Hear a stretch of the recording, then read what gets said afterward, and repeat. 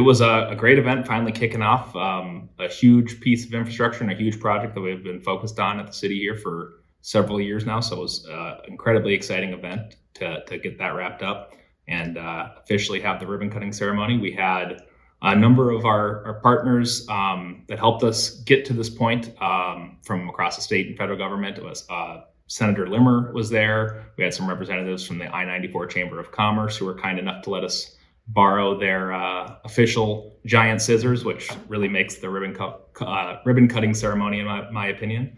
Obviously, Rice Lake Construction and Stantec were there, who worked on the project, as well as the district director for Representative Kelly Morrison, and formerly was with Representative Dean Phillips, who was the congressman that helped us secure the $3 million in federal funding through the congressionally directed spending process and the appropriations process.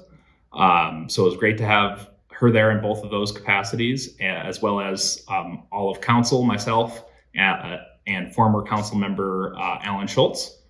We were hoping that former council member Bodema could make it, but he was just out of town. So unfortunately he wasn't there, but he was a big part of us getting to this point in the project as well, his many years on council.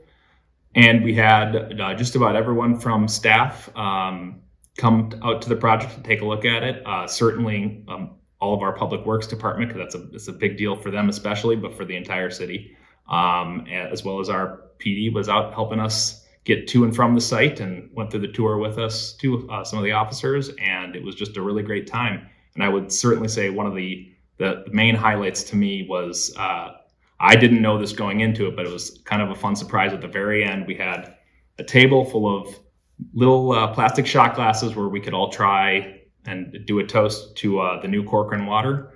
And it was pretty good. I had about 5 or 6 of them, so it was great.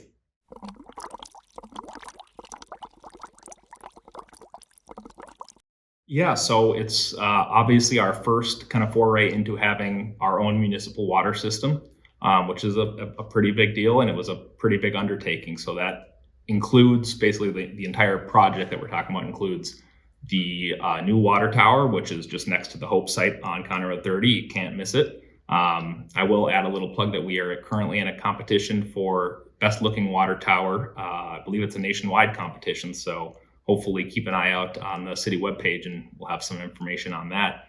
But it includes that tower, the treatment facility, which is where the tour was, as well as some of the piping and the well and all the kind of adjoining parts to make the whole system work. And currently, this will service our new development and upcoming development in the northeast quadrant of Corcoran. So we will continue to build that system out over time, and we actually already have some funds set aside to do so. It eventually will grow into more of about a $35 million project, which includes the roughly $25 million that went into the tower, the piping, well, and the treatment facility. And it will give us a little bit more flexibility and control on when and how we develop, and it will give us obviously a way to have our own municipal water without having to rely on a neighboring city and purchasing, which it's been a great partnership that we've had, but it's not a long-term solution. So this will give us kind of our own freedom to be able to do that, which I think will be great for us and hopefully good for Maple Grove as well.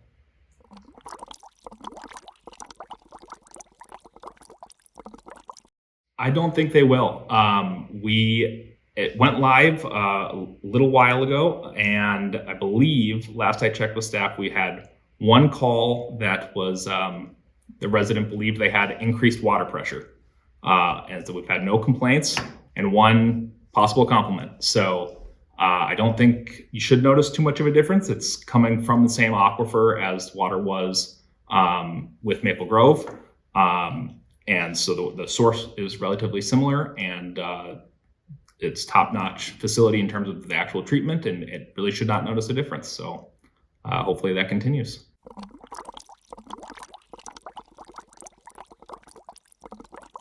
To go over the overall project costs, first off, the new tower was about $4.7 million. The treatment plant was just over $17 million. And some of the other kind of adjacent piping and connective project to that, with including the well and other smaller aspects, was another 3.7, I believe, $million. So roughly about $25 million project for what we have existing and operational now.